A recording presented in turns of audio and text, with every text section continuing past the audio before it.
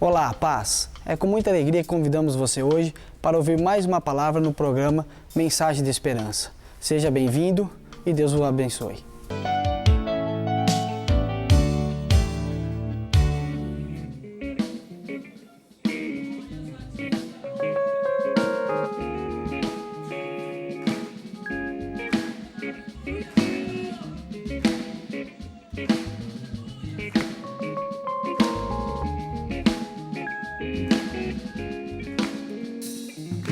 Este é o meu desejo, Senhor, te honrar e com meu coração te adorar.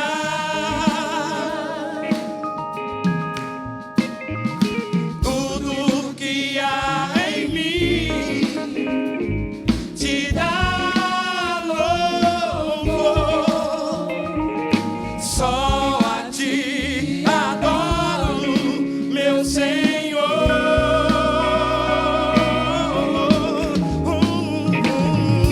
Toma o meu coração e toda minha alma. Eu vivo só pra ti. sempre que eu respirar, cada vez que eu acordar, seja o teu querer em mim.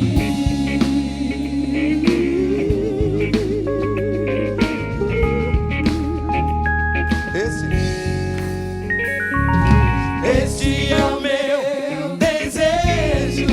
O quê? Senhor, te honrar E com meu coração te adorar. adorar.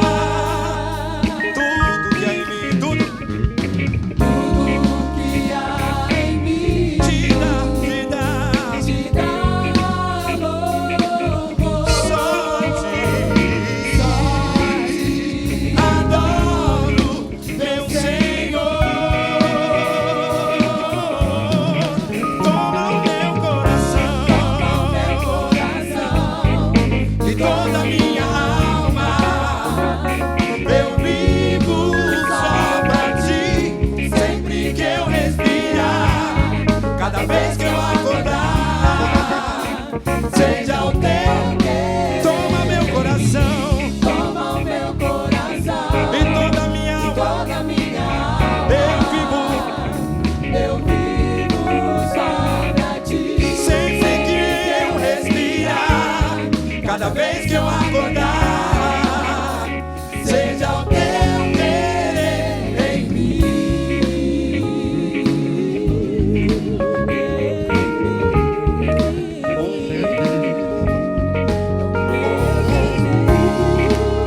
Seja o teu querer. Seja o teu querer em mim. Quão grande é o meu Deus, cantarei quão grande é o meu Deus, e todos hão de ver quão grande é o meu Deus. Quão grande é o meu Deus, cantarei quão grande é o meu Deus, e todos hão de ver quão grande é o meu Deus. Sobre todo nome é o teu. Tu és digno do louvor. Eu cantarei quão grande é o meu Deus. Sobre todo nome é o teu. Tu és. Tu és digno do louvor. Eu cantarei quão grande é o meu Deus. Quão grande é o meu Deus.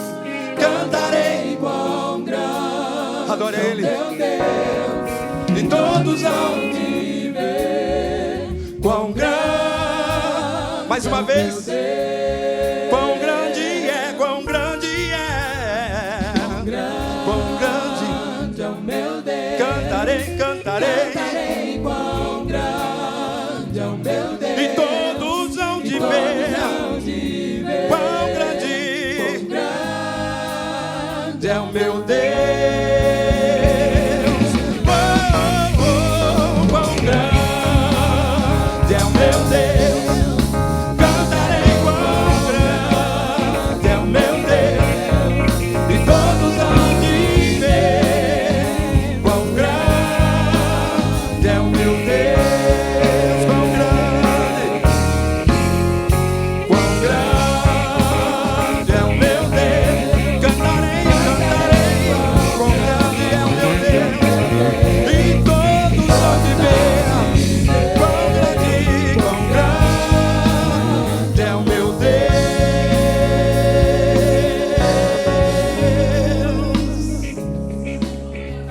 Aleluia. Tu és grande, Senhor. Por isso o nosso desejo é te adorar. O nosso desejo é bendizer o teu nome.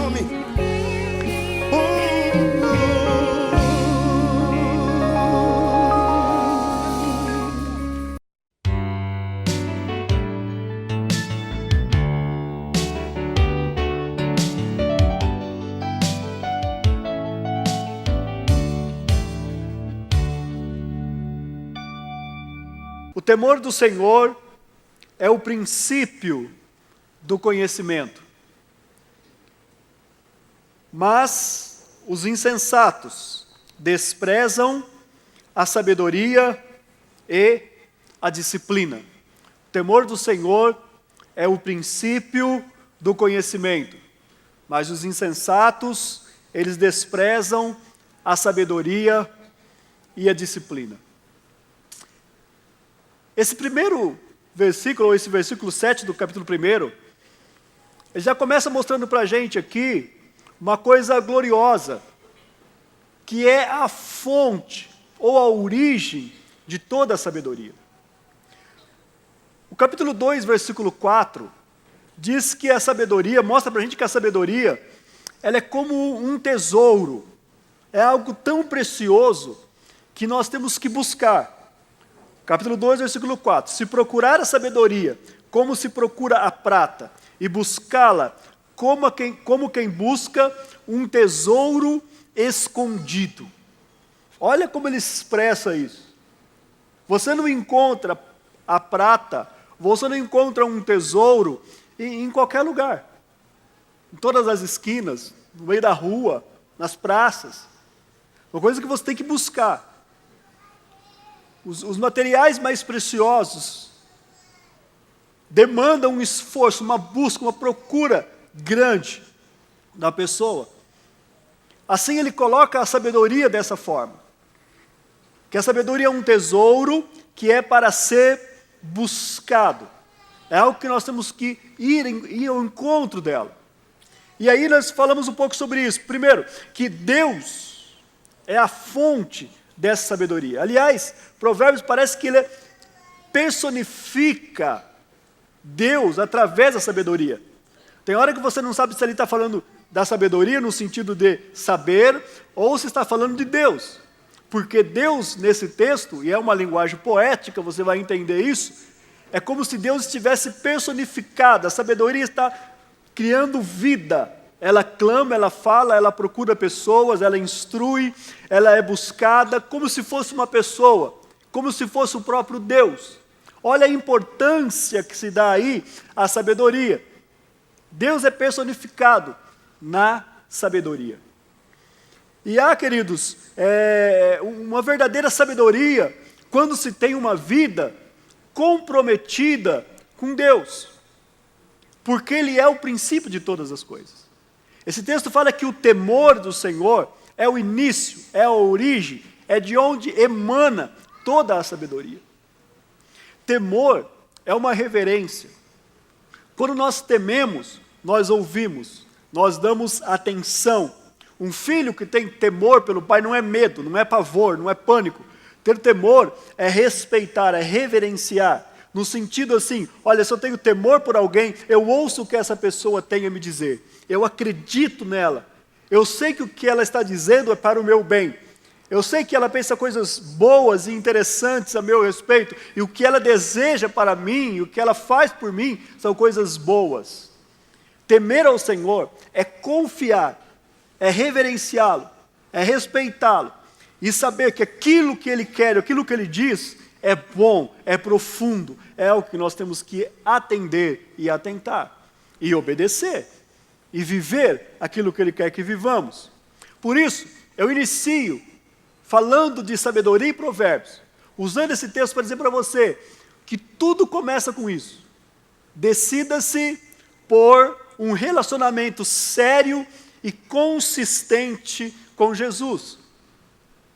Esse texto em Provérbios vai dizer isso, que não tem como alcançar a verdadeira sabedoria fora dos princípios, fora de uma vida centrada, uma vida entregue a Deus. Deus tem que ser o centro da nossa vida, porque Ele é a fonte, Ele é a origem da sabedoria.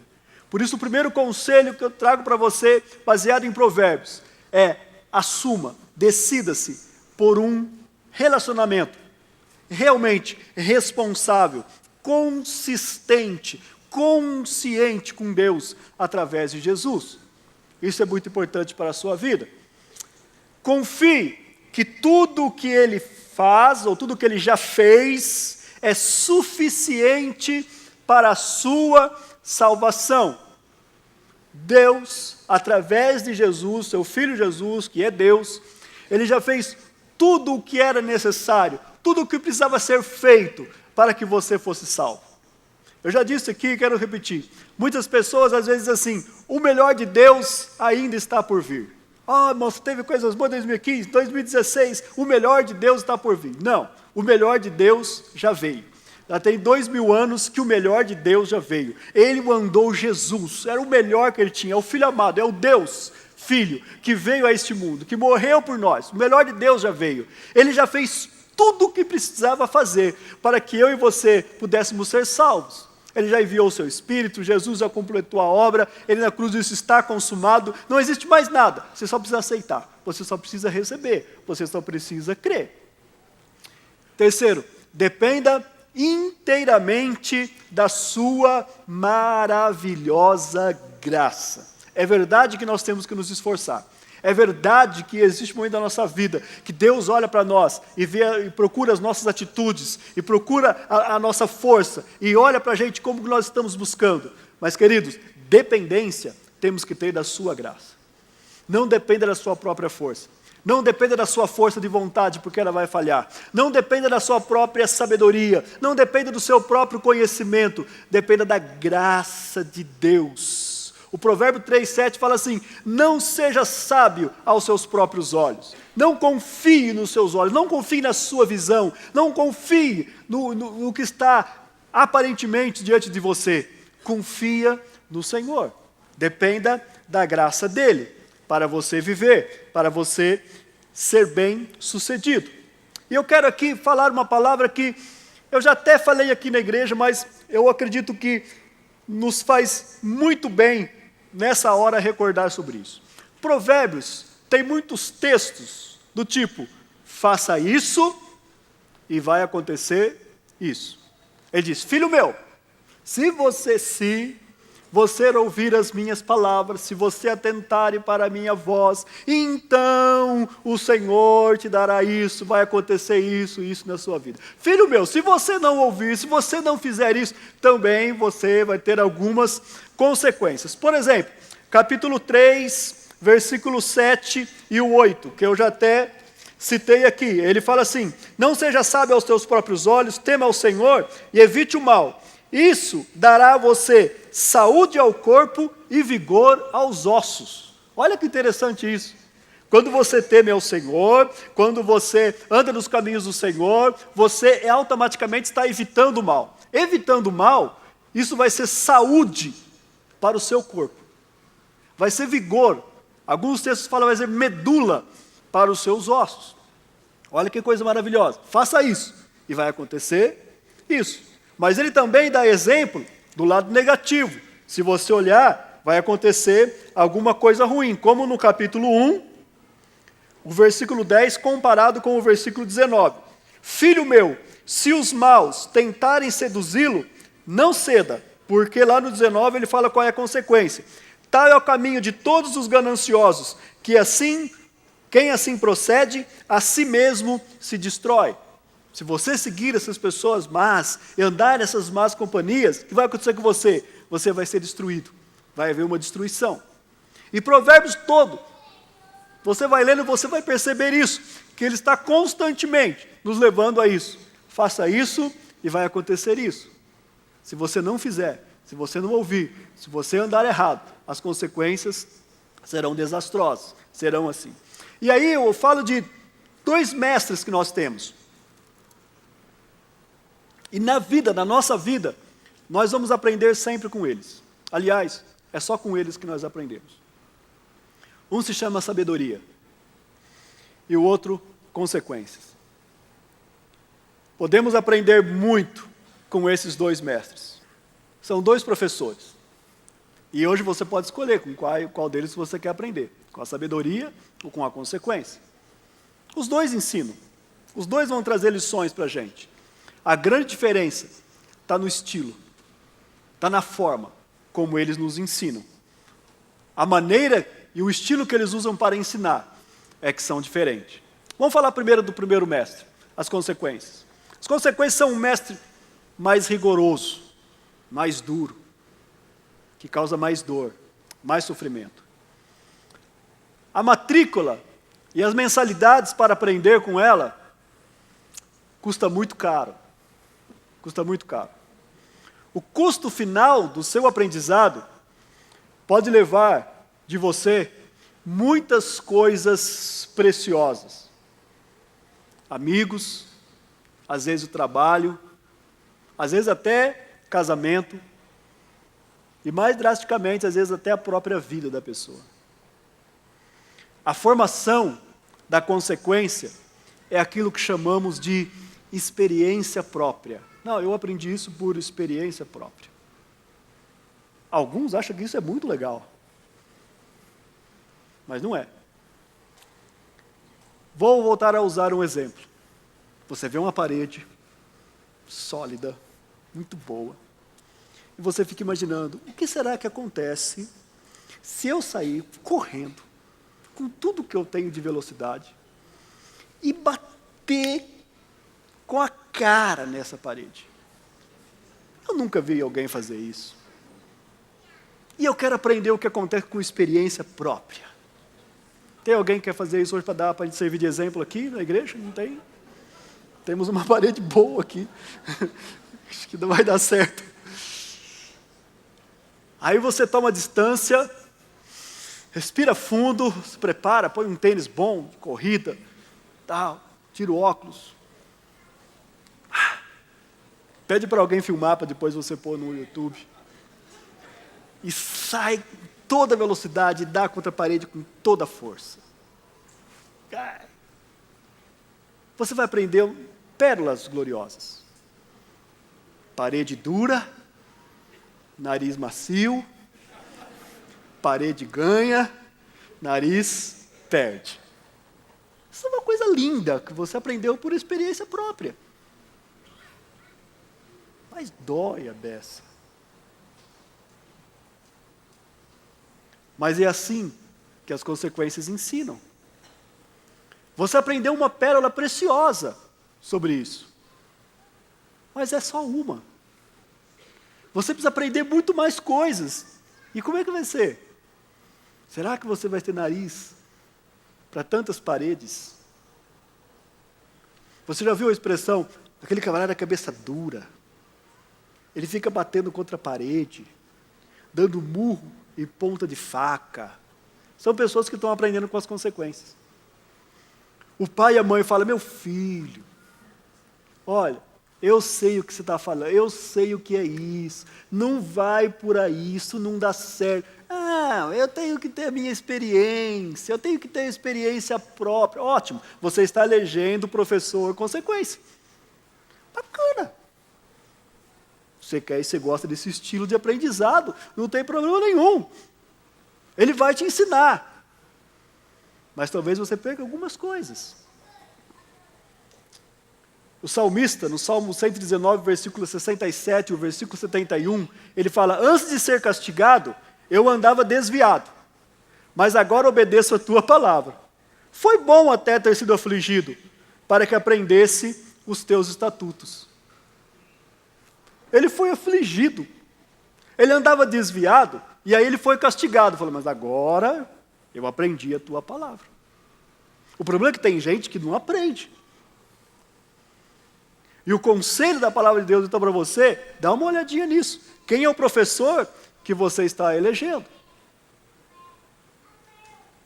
A consequência, ela é muito cuidadosa. Ela te visita no hospital depois que você está arrebentado. Ela manda um suquinho para você quando você está de cama. Ela traz até algumas palavras de ânimo para você quando você está lá, não tem mais vigor, não tem mais forças. Quando parece que tudo está acabado. A consequência, ela vem falar com você depois. E aí, aprendeu? E agora? Mas eu prefiro falar do outro mestre, do outro professor, a sabedoria. Aí você fala, que enfim, sabedoria. Mas ela também exige algumas coisas. Se a consequência tem um enorme custo final, a sabedoria tem um custo alto de entrada, para você começar. A sabedoria exige disciplina, obediência, perseverança, tempo, mas depois ela derrama sobre você abundantes riquezas. O Provérbios, que você vai ler amanhã, o capítulo 4, versículos 7 e 8, fala assim: o conselho da sabedoria é: procure obter sabedoria. Use tudo que você possui para adquirir entendimento. Dedique alta estima à sabedoria, e ela o exaltará. Abrace, e ela o honrará. Veja que ela não é sem custo. Está falando aqui, procure obter sabedoria. Use tudo que você possui para adquirir conhecimento. Ela está exigindo um custo de entrada muito grande. Às vezes ela está pedindo tudo que você possui. Sabe aquela coisa? Eu daria tudo para conseguir isso. A sabedoria está falando isso. Ok, para começar a te ensinar, eu quero tudo que você tem. Eu quero a sua dedicação, a sua perseverança, o seu tempo, a sua disciplina. E esse versículo que nós lemos aqui, o capítulo 1, versículo 7, o temor do Senhor é o princípio do conhecimento, mas os insensatos, os doidos, malucos, desprezam a sabedoria e a disciplina. Porque a sabedoria, ela anda junto com a disciplina. Sem disciplina, você não obtém sabedoria. É requisito básico para se obter sabedoria, ter disciplina.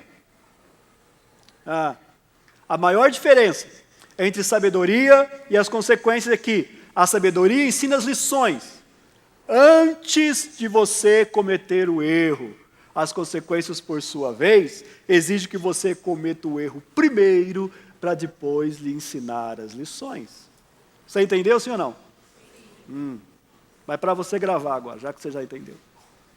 A sabedoria ensina as lições antes de você cometer o erro. As consequências faz com que você cometa o erro primeiro para depois lhe ensinar as lições. E às vezes o erro custa caro. A sabedoria, ela como se coloca, se faz num alto monte, ela coloca uma cerca em volta, dizendo, não ultrapasse isso aqui. Fique dentro desse círculo, dentro desses muros, e você estará seguro. A consequência, não ponha cerca, mas depois ela vai te visitar no hospital, quando você tiver tudo quebrado, porque você caiu lá de cima. Mas ela te ensinou. Você não vai mais para a beirada do morro. Provérbios 22, 3.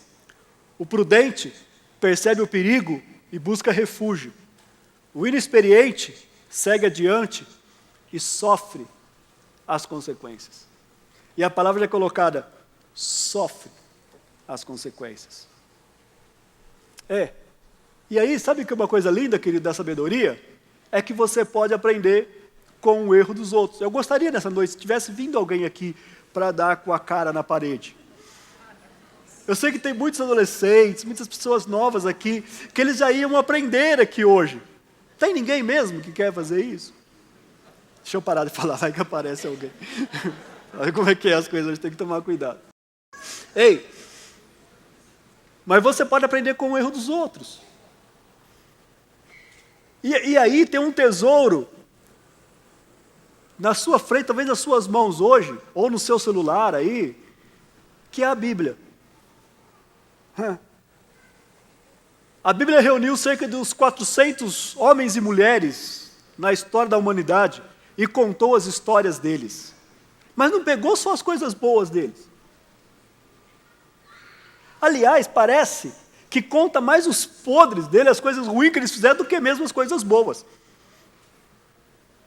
Eu fico me perguntando assim, por que Deus teve que pôr ali na sua palavra aquela história do Davi, quando ele comete adultério e um assassinato.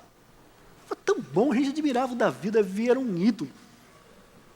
Desde os 17 anos, quando ele mata o gigante, tudo que ele faz é bacana. Mas depois põe uma história ruim dessa. E aí Paulo falou, tudo que antes foi escrito, para o nosso proveito foi escrito. Para que nós possamos aprender, através do exemplo dessas pessoas.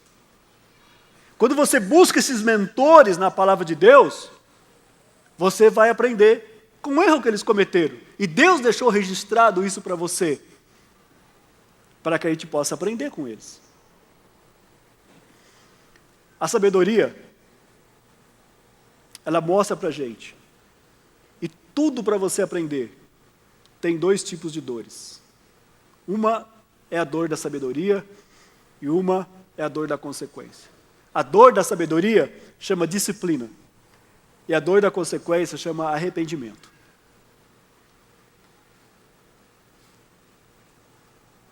A mestre de consequência, quando ela te ensina, ela causa uma dor, e chama arrependimento. Ai, se eu soubesse que ia doer tanto meu nariz, que ia sangrar tanto, que ia quebrar esse osso, eu não teria feito aquilo. Mas a sabedoria é também uma dor, que é a disciplina. E disciplina dói. Eu sei que tem muitos irmãos aqui que trabalham, vivem a sua vida num regime de disciplina. Quem trabalha aqui na área de educação física, temos irmãos aqui que trabalham na polícia, atividades que exigem muita disciplina. Ah, por que tem que ser tão rigoroso assim? Disciplina. A disciplina não é fácil. Na nossa vida também a disciplina, quando nós aplicamos a disciplina para aprender a sabedoria, não é fácil. Você aprendeu, você tomar um tempo lendo a Bíblia. Talvez aqui, um domingo passado, quando eu perguntei, quantos aqui vão fazer a leitura de Provérbios? Muita gente levantou a mão, empolgado. É só um capítulo, o que é isso? Não é nada demais, vou. Mas eu já sei que alguns não fizeram. O que faltou? Ah, não tive tempo. Foi uma correria essa passagem de ano. Acabava de comer leitoa, tinha peru. Acabava de comer peru, tinha cesto. Acabava de comer cesto, tinha sobremesa. Não dava tempo de ler a Bíblia. Se foi alguma coisa de revelação, recebe aí. Como assim? Mas talvez você alegou, não, eu estava cansado, pastor. Cansado. Ah, era tanta gente em casa. Ah, eu viajei. Você colocou tantas coisas. Mas eu só digo que faltou uma única coisa. Disciplina. Disciplina. Porque nós podemos fazer tudo com disciplina. Eu já vi pessoas dizer assim, eu não consigo fazer tal coisa.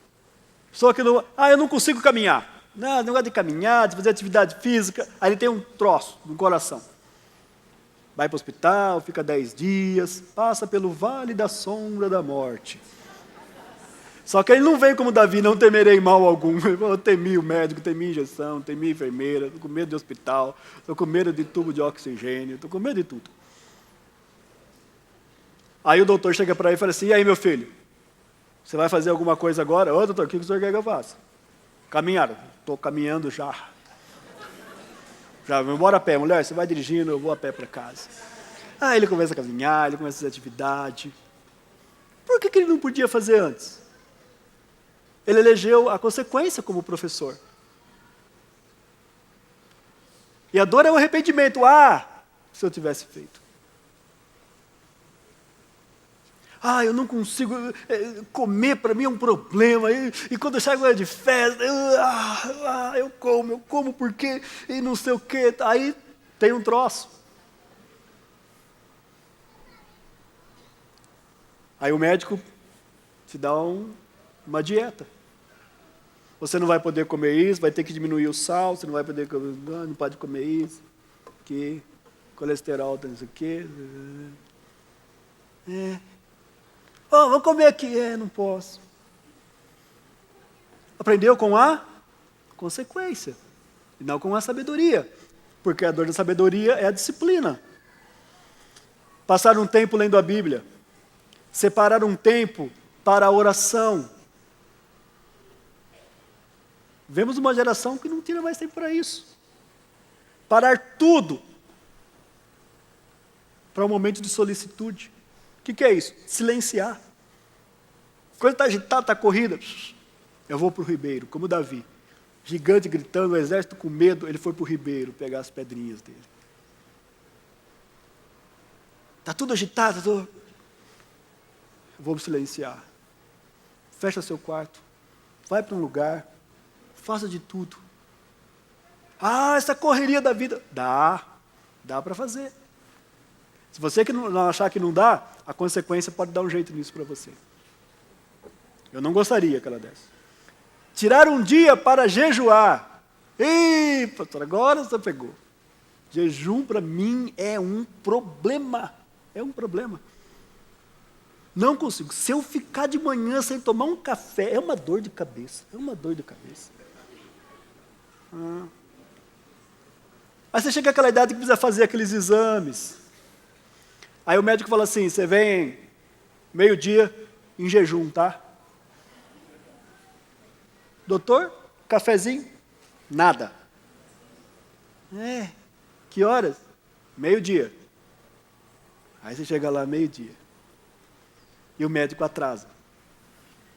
Não é comum, mas ele atrasa. Ele te atende às 2h da tarde. E você fica. E ainda paga caro para ele. Jejuou. E às vezes Deus está te pedindo, filho meu, dedica um dia para mim. Fazer o dia inteiro não, até 1h, até meio-dia. Ai, Senhor, Tu sabes todas as coisas, Pai. Sei.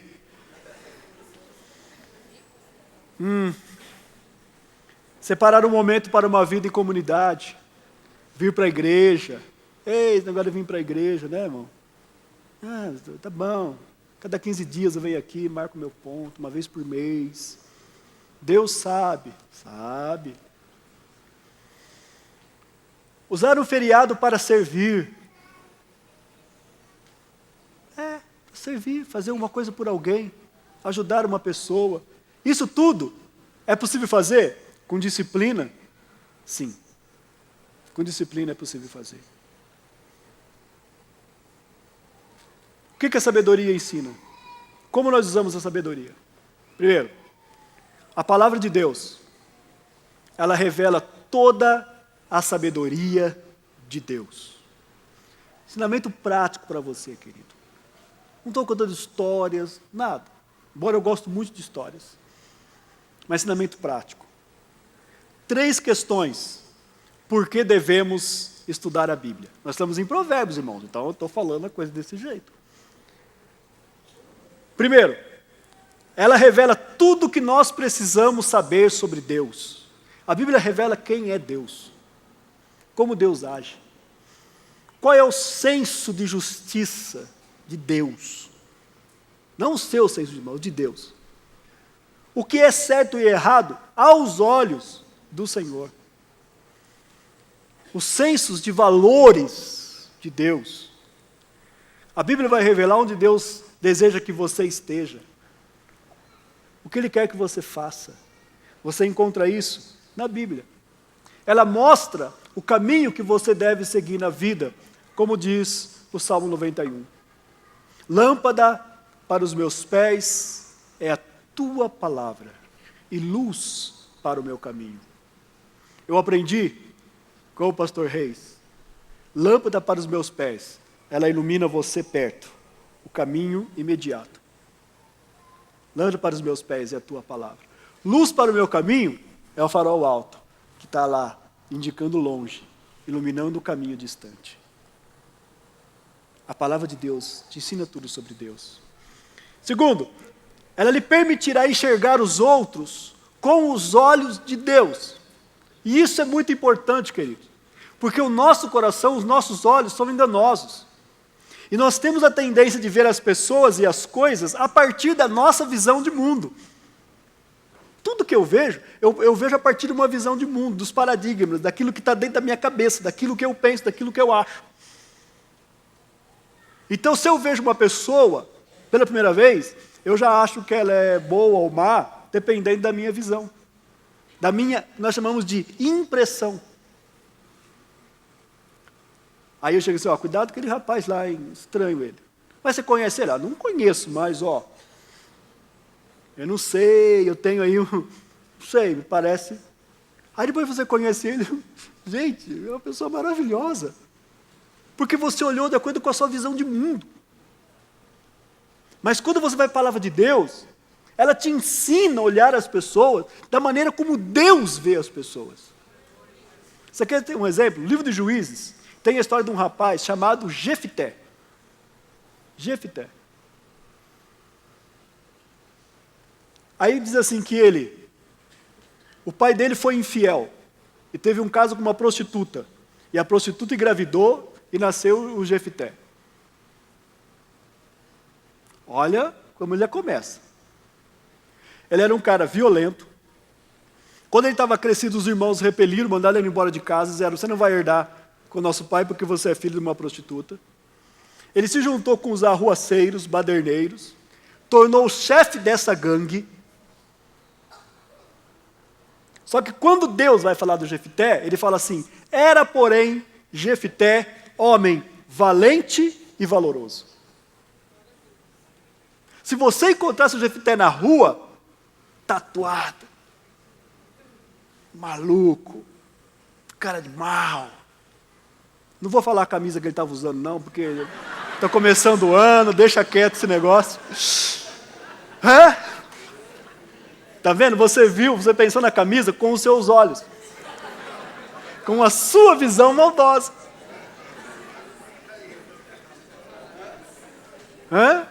Ei! E você olhava para o Jefté e falava, cuidado com esse rapaz aí, não vale nada. Devia estar preso. Aliás, preso não. Se tivesse pena de morte. Tinha aquele tempo. Mas Deus olhava para o Jefté e falava assim, era porém, isso é, apesar de tudo que vocês estão vendo, Jefté, homem valente e valoroso. Você já leu a história de Naamã? Todo mundo lê a história de Naamã e fala que o Naamã era orgulhoso, que o Naamã era metido, que o Naamã era cheio de lepra, que não sei o quê. Deus não fala isso. Deus fala que ele é um homem de muito valor, porque por ele o Senhor dera vitória aos sírios. Porém, ele era leproso. Quando você vai para a palavra de Deus, você aprende a ver as pessoas com os olhos de Deus. Como Deus vê as pessoas. Terceiro, a palavra de Deus vai permitir você ter um melhor entendimento sobre si mesmo. Você tem um melhor entendimento sobre Deus, sobre as pessoas, como Deus vê, mas também conhecer a você mesmo. Ela mostra a importância que você tem para Deus. Às vezes você se considera um coitadinho, zero à esquerda, ninguém. Mas quando você passa a ver a palavra de Deus, Ela começa a dizer para você que você foi criado à imagem e semelhança de Deus. A Bíblia vai chamar você de filho meu. Você vai ouvir promessas gloriosas de Deus sobre a sua vida. Ela vai falar por que Deus te criou, as potencialidades que você tem, quais são os seus dons. A Bíblia vai falar tudo sobre isso aqui. Ela ajudará você a ver a vida além dos problemas e das dificuldades. Por isso é importante você, querido, ter comunhão, você ter um tempo com a palavra de Deus. Eu poderia estar falando, conversando aqui, falando a primeira mensagem do ano, né? Uma grande vitória e tal, e Deus vai abrir a porta, e não tem porta fechada, e Deus vai entrar com os dois pés, vai quebrar a porta, fechadura, e tal, e a conquista já é tua, e recebe aí, e tal. Mas, querido, estou dando conselhos de provérbios para você. Se você fizer isso, você terá isso. Se você não fizer isso, também você não vai ter isso. E a dor da disciplina é maravilhosa. Palavra de Deus. O que mais? Tenha comunhão com Deus através da oração. Ainda quando fala na Bíblia, as pessoas ainda, desafio de provérbios, estamos lendo aí, isso aqui, orar. Dedicar um tempo à oração. Por que devemos orar? A oração muda o seu mundo interior. Tem gente que pensa que quando ele está orando, ele está fazendo um favor para Deus. Eu fico imaginando Deus sozinho, sentado naquele trono gigante, os anjos tudo trabalhando, Deus lá, tem ninguém para conversar. Ele está desde a eternidade conversando com Jesus, com o Espírito Santo, acabou o assunto. Aí a gente chega lá, e aí, Deus, vamos conversar um pouquinho. Aí ele pensa que ele está fazendo um favor para Deus. Eu vou alegrar Deus, eu vou lá na presença dele. Não, querido, quando você está orando, primeiro, você está fazendo um bem para você. O seu mundo interior, dentro de você, começa a mudar.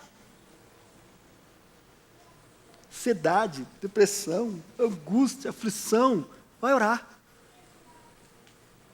Orar. E quando você se lança diante de Deus em oração, a oração começa a aliviar a tua alma, ela aplaca suas dores, ela acalma e silencia as vozes contrárias na sua vida. A oração tem um poder extraordinário para trazer paz para a vida da gente. Ela traz paz, alivia seu espírito, acalma a sua alma. Isso eu posso dizer porque muitas vezes eu estive angustiado. E quando eu ia para a oração, eu entrava para a oração angustiado e fazia questão de falar para Deus, estava angustiado. Deus, estou angustiado, estou mal, não está dando nada certo, o Senhor prometeu que ia fazer, não fez. O cara que não gosta de mim está abençoado, está crescendo, está prosperando, eu tento fazer tudo certinho. Não sou lá aquelas coisas, mas pelo menos eu tento andar direito, para mim não dá nada certo, está fechado. Cadê o Senhor? Cadê o Senhor que visitaria o justo? Cadê o Senhor que recompensa? Fala desse jeito com Deus, querido. Pastor, mas está errado, isso é murmuração. Não, murmurar não é isso. Até porque Deus sabe o que eu estou pensando. Não adianta eu chegar lá enganando Deus. Deus, eu sei que o Senhor faz tudo certinho. Deus, o Senhor é maravilhoso. Não, é isso que eu estou sentindo. Eu estou me sentindo mal. Os Salmos ensinam essa leitura. O salmista chega de Deus: até quando, Senhor, você vai ficar de braço cruzado? Até quando clamarei e tu não me ouvirás? Até quando o justo vai prosperar? Eu estou afligido, Senhor. A minha barriga grudou de tanto clamar por ti, de tanto jejuar, e o Senhor não me responde. E ele entra na oração, em guerra com Deus. De repente ele termina assim: mas o Senhor está no seu trono, nele eu encontro alívio, a paz do Senhor traz descanso para a alma, no seu favor está o consolo e a graça. O que aconteceu, Davi? Os inimigos já foram derrotados, tudo, já mudou tudo? Não, eu estava na presença de Deus. Ore. A oração te dá autoridade. Você tem que orar porque a oração te dá autoridade sobre o pecado, sobre a carne, até sobre o diabo. Quando você ora, você não precisa temer. A oração nos traz santificação. Não consigo vencer essa luta contra a carne. Está orando? Uma vez por semana. Podemos interceder por pessoas e por situações. Paulo falou, por essa causa, me ponho de joelho diante do Pai de nosso Senhor Jesus Cristo. Arrume uma causa e ponha-se de joelho diante do Pai. Pastor, mas isso aí dá trabalho, disciplina. Quem aqui já fez faculdade? Só para eu ver assim, não estou querendo, não. Pelo menos o primeiro ano, começou, o primeiro semestre. Você lembra a classe do primeiro ano, como é que era? Quanta gente. A minha sala tinha 143 alunos, 144. Imagina uma chamada com 144 alunos. Ainda bem que você chama Marcos, está no meio. Acontece que era dividido em 2 salas. Eles dividiram assim, letra A até a letra M numa sala, e letra N até o final na outra sala. Eu era o último da minha sala. 144, eu era o número 139. E tinha professor que chamava pelo nome. E olhava para ver se o aluno estava lá mesmo. Mas quando nós acabamos o curso, tinha 42. 27 tinha fechado tudo as matérias. Os outros estavam devendo DP, acho que até agora. Já tem 10 anos. Ai, Jesus. Disciplina. Podemos interceder por pessoas. Como devemos orar? Estabeleça um tempo específico para a oração. Não espere sobrar tempo para você orar. Já vou dizer para você, não vai sobrar. Mas estabeleça um tempo. Se você quiser fazer isso logo de manhã, faça. Antes de dormir, não sei, tenha um tempo. Tenha um lugar para você orar. Estabeleça um lugar. Se for necessário, ore silenciosamente, mas desenvolva o hábito de orar em voz alta. Eu sei que talvez muitos de vocês aqui não aprenderam isso. E vocês têm orado só em silêncio, ou murmurando, não, como é que chama? Sussurrando. Maravilha. É válido. Em algumas situações você não pode orar alto mesmo. Você pode orar silenciosamente. Deus ouve. Mas para fazer bem para você, aprenda a orar em voz alta. Não é gritar, querido. Calma aí. Não é para a vizinhança toda ouvir. Mas você vai ver a diferença de você dobrar o joelho e erguer a voz. Como você conversa naturalmente, não precisa gritar, não precisa ficar rouco. Não, conversando com Deus naturalmente, com voz audível. Mas pastor, Deus não ouve, querido. Aliás, Davi falou assim, ainda a palavra nem me chegou na boca e tu já conheces, Senhor. Sabe? E por que precisa? Por causa de nós, por nossa causa. É por minha causa que eu preciso orar com voz alta. Eu não sei, você pode sair daqui me questionando, mas faça uma experiência. Faça um teste. Se você tem esse tempo de oração, faz esse tempo, dobre o seu joelho, ou de pé, ou sentado, mas ore em voz alta. Você vai ver a diferença que faz na sua vida. Por último, leia bons livros. Provérbios 1,5 fala assim, ouça o sábio e cresça em sabedoria, e o entendido adquirirá habilidade. Mas eu já sou entendido? Tá. Mas quando o entendido ouve o sábio, ele adquire habilidade. De tal forma que todos nós temos que ouvir. Mas você pode dizer assim, mas eu não tenho oportunidade de sair aí para um congresso, ouvir um homem muito sábio, participar desse... Mas tem uma opção muito barata. Ler o que essas pessoas escreveram. Às vezes eu não leio, mas eu gosto de ouvir. Eu ponho lá, fico ouvindo, vendo os videozinhos, não sei o quê. Amém, querido, isso é uma boa prática. Mas leia. Leia bons livros. Existem livros muito bons. Existem livros, tanto na área espiritual, da espiritualidade, livros cristãos, mas também livros dentro da sua profissão, dentro daquilo que você faz, da vida. Leia. O ideal é que você leia pelo menos um livro por mês. Mas se você não consegue ler um livro por mês, pelo menos 5 por ano. Talvez você queira fazer um propósito disso esse ano. Esse ano eu vou ler 5 livros. Aí você sabe quanto custa o livro? Menos que um McDonald's. Antes que você fale isso.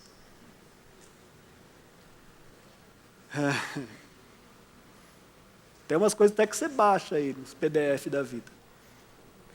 Eu tenho certeza que isso não é desculpa para você ler um bom livro. Você pode juntar amigos e falar com ele assim, vamos ler. Você junta 5 amigos e fala assim, cada um de nós compramos um livro. E a gente troca durante o ano. Você vai gastar um livro só. Agora, não vai comprar aquele livrinho também, de 30 páginas, com uma letra desse tamanho. Aí você vem, nos menores frascos estão os melhores perfumes. Tá. E a preguiça de ler, não conta. Tem um bom livro, querido. Você sabe o que é isso. Adquira esse hábito, aprenda a fazer isso, invista seu tempo nisso, invista sua vida em boas leituras. Vai ser muito útil para a sua vida. Para terminar, Jesus é o nosso modelo de sabedoria. Ele lia as Escrituras, ele orava, ele buscava os sábios daquela época para aprender com eles. Ele envolvia disciplina com Deus, no jejum, na oração, na comunhão com as pessoas. Ele é o nosso modelo de sabedoria. E quando você faz isso, você vai adquirir aprendizado para a sua vida toda. E o começo de aprender a sabedoria em Provérbios é por aí. Aprenda as disciplinas espirituais. Seja disciplinado no que você faz. Normatize a sua vida. Você vai conseguir tempo. Vai. A Bíblia fala para nós remir o tempo. Remindo o tempo, porque os dias são maus. O que é remir o tempo? É controlar o seu tempo. Talvez você organiza tanta coisa na sua vida. Organize isso. Se você selecionar um período do seu dia, da sua semana, para leitura, para oração, para a prática da leitura da Bíblia, você vai conseguir tudo isso. Agora, faça isso com disciplina. Por isso que eu digo, e que nós recomendamos a leitura de Provérbios, leia todo dia um capítulo. Eu sei que você conseguiria ler no sábado 7 capítulos. Mas eu gostaria que você fizesse todo dia para você começar a aprender a disciplina da leitura diária. Você vai, de repente, sentir falta disso. Aquele momento que você está com Deus. Sabe o que vai acontecer, querido? Lá na frente, você vai ter um prazer tão grande nisso. Isso vai começar a ser prazeroso para você. Eu sei que muitas pessoas aqui, um dia decidiram fazer uma academia. Aí eu vou para a academia. Ele via as pessoas na televisão, né, correndo naqueles trem, pedalando, levantando aqueles pesos. Tranquilo. E quando você foi o primeiro dia empolgado, achou tudo aquilo bonito, chegou lá, viu um monte de gente já fazendo, tal, você fez. Mas no outro dia, quando você levantou, doía tudo. Dor nas costas, na perna, nos braços. Isso é saúde. Eu fui lá para adquirir condicionamento, estou quebrado, estou arrebentado. Para com isso. Aí desistiu. Mas você foi só um dia.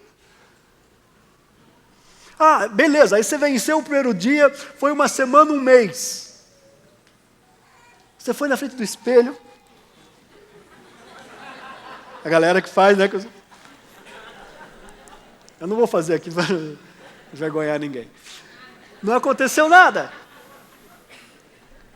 Você foi correr Parecia que o seu condicionamento era o mesmo. Mas só foi um mês, querido. Mas depois de um ano que você estiver fazendo, você vai perceber a diferença na sua vida. E você vai ter mais disposição, as coisas vão melhorar, você vai começar a perceber isso. Aí você vai falar para os outros assim, faça, é bom, no começo é difícil, mas depois você consegue. Assim são as disciplinas espirituais. No começo você pegou a Bíblia, você está tranquilo, agora eu estou esperto, vamos ler. Filho meu, tem demais sabedoria. Rapaz, que coisa, o sangue de Jesus tem poder, o diabo está furioso. Ele está sempre furioso, irmão. Ele nunca ficou calmo, fica tranquilo. Onde você viu Jesus? O capeta não é, irmão. Você não tem o hábito. Vai dar sono mesmo. Você vai dobrar o joelho para orar, vai não cansar. Se você vai começar, sua mente vai começar a vagar. Você vai começar a pensar em um monte de coisa ao mesmo tempo que você está orando. Aí você esqueceu, o que eu estava orando mesmo? Ô Jesus, o que eu estava falando? 3 minutos você não sabe mais o que você ora. Deixa eu ver, já pedi perdão, já agradeci, já orei pelo pastor, pela pastora. Ô Jesus, dá a palavra para eu orar, Senhor. Você não tem hábito. Mas eu pequei contra Deus. Fui orar e dormi. Eu já pedi muito perdão por causa disso. Até um dia que eu li o que Max Lucado escreveu. Não se preocupe se você dormir quando estiver orando. Não existe melhor lugar para descansar e repousar do que nos braços do Pai.